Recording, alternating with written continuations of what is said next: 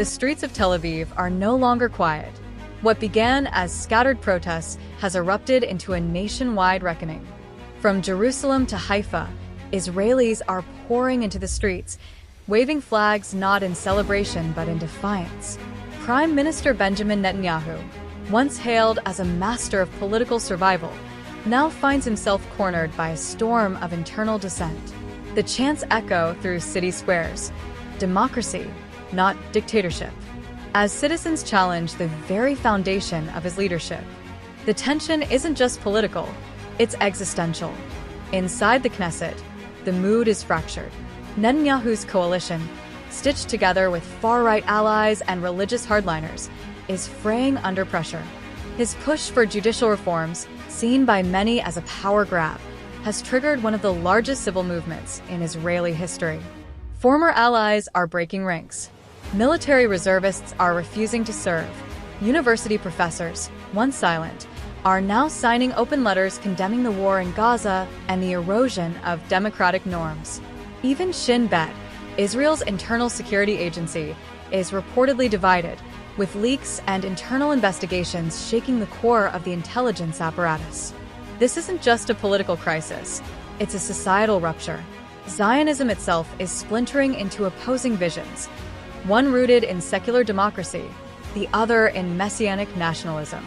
The state of Tel Aviv and the state of Judea and Samaria are no longer metaphorical, they're ideological battlegrounds. As Netanyahu clings to power, the question isn't whether his government will fall. It's whether the idea of a unified Israel can survive the collapse.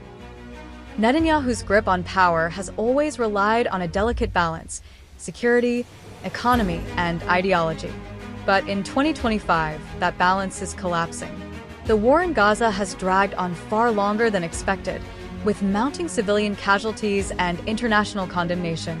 Israel's once unshakable image as a regional powerhouse is now under scrutiny. The United Nations has called for investigations. European allies are distancing themselves. Even Washington, under President Trump's second term, has issued veiled warnings about the consequences of unchecked escalation. Inside Israel, the economic toll is staggering. Inflation is rising, foreign investment is drying up, and tech companies, once the pride of the startup nation, are relocating to safer markets. Tel Aviv's skyline may still glitter, but beneath it, anxiety runs deep. Families are stockpiling essentials. Young professionals are applying for foreign visas. The dream of a secure, prosperous Israel is fading into uncertainty. Meanwhile, the ideological divide is deepening. Ultra-Orthodox factions demand more religious influence over public life, while secular Israelis push back, fearing a theocratic drift. The education system is under siege, with curriculum battles erupting over history, identity, and the role of religion. LGBTQ+ rights, once cautiously expanding, are now under threat from far-right ministers.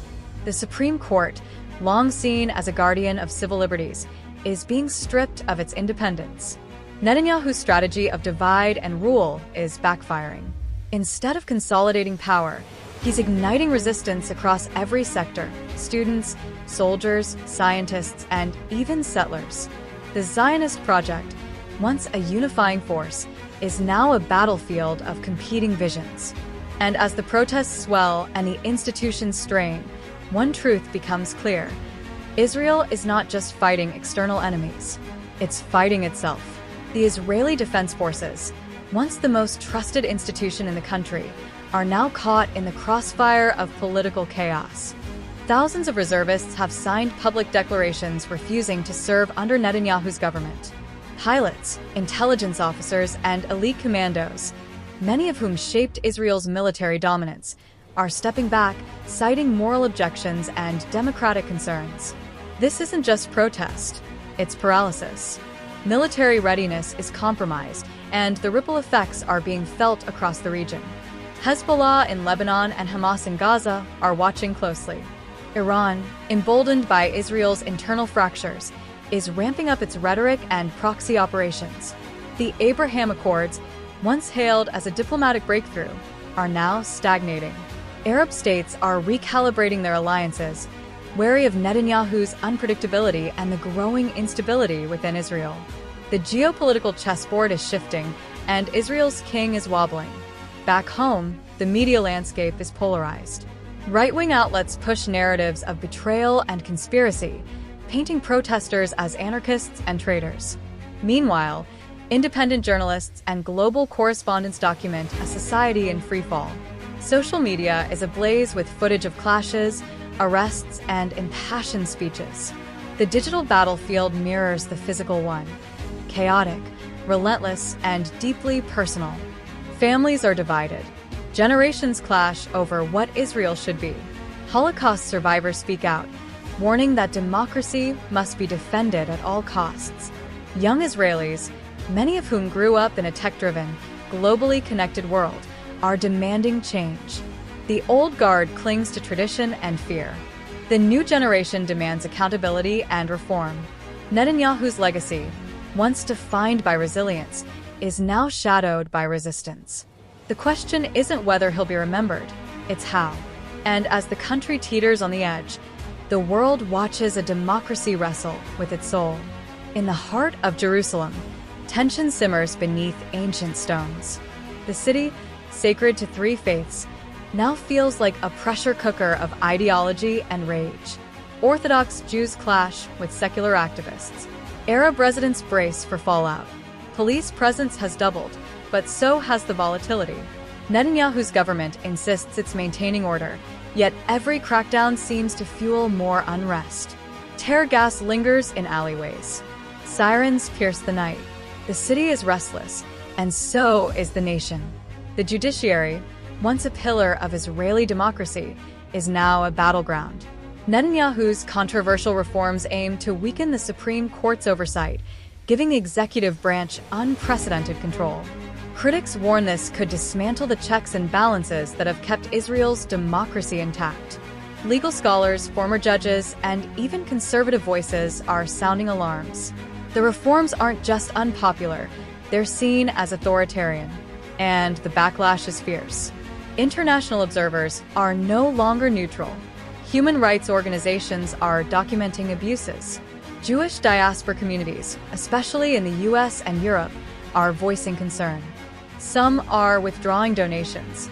Others are organizing solidarity marches. The global Jewish identity, once tightly bound to Israel's fate, is now splintering. Zionism is being redefined, not by politicians, but by protesters, rabbis, and young activists who refuse to accept the status quo. Netanyahu's speeches grow more defiant. He blames foreign interference, leftist sabotage, and media hysteria. But the rhetoric rings hollow. His approval ratings are plummeting. Cabinet ministers are resigning. Coalition partners are threatening to walk. The center cannot hold. And as the walls close in, the Prime Minister, once the architect of Israel's modern era, now stands accused of dismantling its democratic soul. As the sun sets over Israel's fractured landscape, the symbolism is hard to ignore. A nation built on resilience now faces its most profound reckoning. Netanyahu's political machinery, once unstoppable, is grinding to a halt. His legal battles intensify: corruption charges, abuse of power, obstruction. The courts, despite being under siege, continue to summon him. The spectacle of a sitting prime minister facing trial while clinging to office is unprecedented. And yet, it's happening in real time. The opposition, once fragmented, is finding unity in crisis. Centrist leaders, progressive voices, and even disillusioned conservatives are forming coalitions not just to defeat Netanyahu, but to rebuild what's been lost.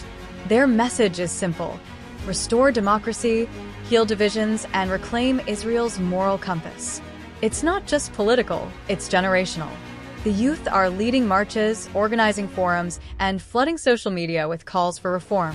Their energy is raw, unfiltered, and relentless. In the diaspora, conversations are shifting.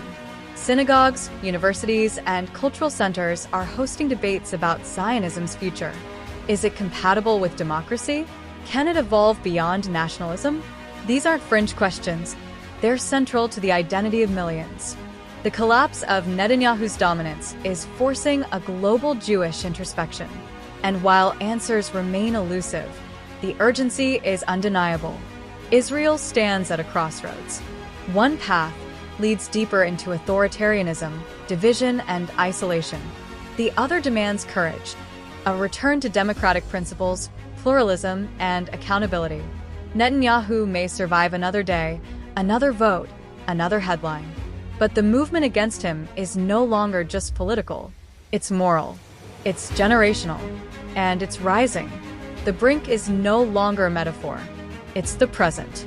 And what comes next will define Israel's future, not just for its leaders, but for every citizen who dares to dream of something better.